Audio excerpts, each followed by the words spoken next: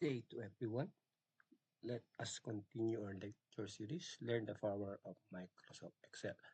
Our topic for today is about the text cases in Microsoft Excel, the upper, proper, and lower functions. So, para hindi na po tayo magtagal, let us proceed for this. For example, ito po yung text, no? Though, syempre, in practical, ano naman yan, parang imposible yung mangyari na ganyan, nagkamali ka, di mo napansin. So, for the sake of this tutorial, ayan po yung ating example. Ano yung pagkakaiba ng upper, proper, and lower cases? Madali lang siya compare sa ibang formula. Ang gagawin lang natin ay ganito.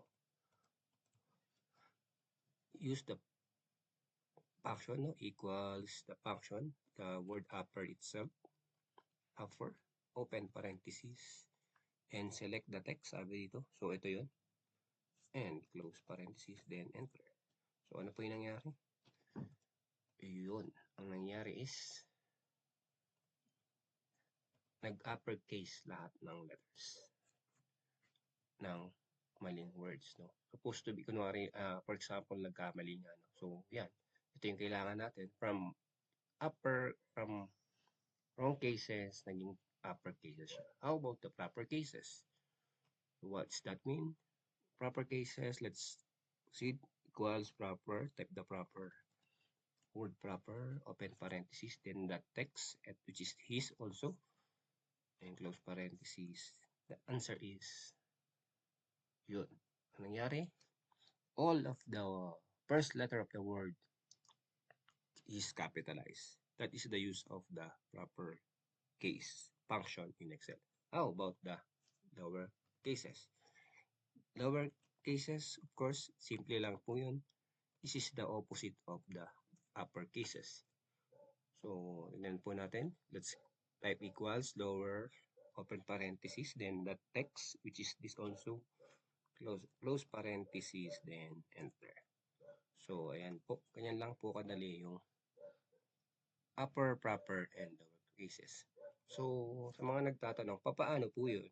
Papaano, halimbawa, dito sa portion na to, sa cell na to, dapat i-type ito. So, ganun ang nangyari. Papaano yan? Ang gagawin lang natin is simple lang. I will teach you na lang. So, yan. I-select natin itong cell na to.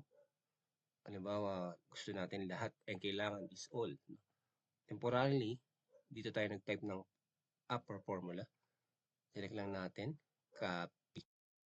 Ulit sa mga hindi techy. Select the cell, right click, copy. Then, punta tayo dito sa pwesto na ito. Then, right click ulit. Paste special values. I-select natin sa paste yung values. Then, click OK. Ibig sabihin po niyan, yung value lang ang naselect, hindi yung formula.